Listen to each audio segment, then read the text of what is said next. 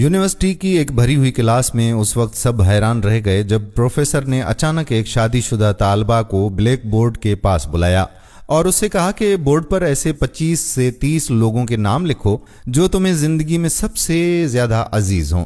लड़की ने कुछ सोचा और चाक उठाकर नाम लिखना शुरू कर दिए। उसने सबसे पहले अपने घर वालों के नाम लिखे, फिर रिश्तेदारों के, इसके बाद पड़ोसियों के और आखिर में अपने दोस्तों के नाम लिख डाले।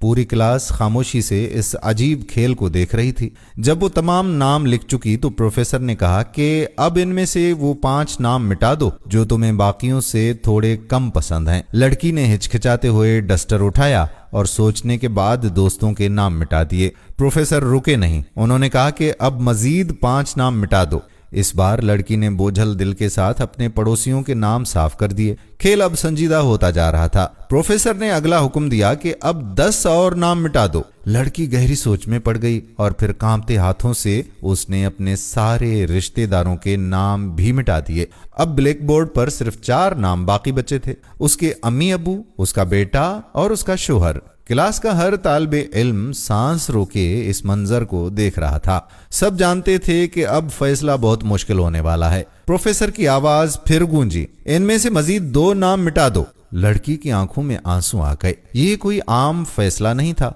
उसने रोते हुए बहुत तकलीफ के साथ अपने माँ बाप का नाम मिटा दिया।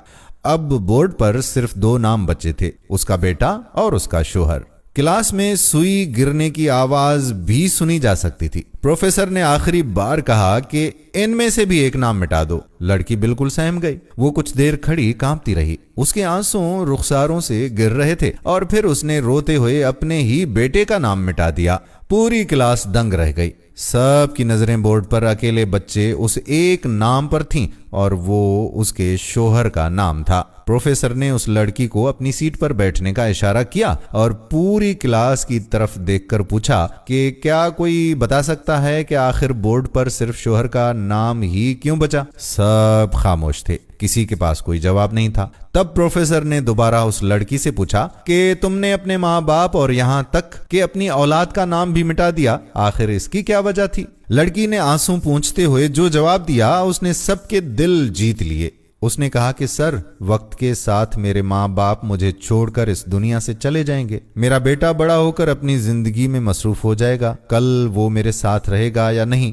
ये कोई नहीं जानता, लेकिन मेरा शोहर मेरी जिंदगी का वो वाहिद साथी है जो आखिरी सांस तक मेरे हर सुख और दुख में मेरे साथ खड़ा रहेगा। मैं अपने दिल की वो बातें जो माँ बाप या बच्चों से भी नहीं कह सकती, वो सिर्फ अपने लाइफ पार्टनर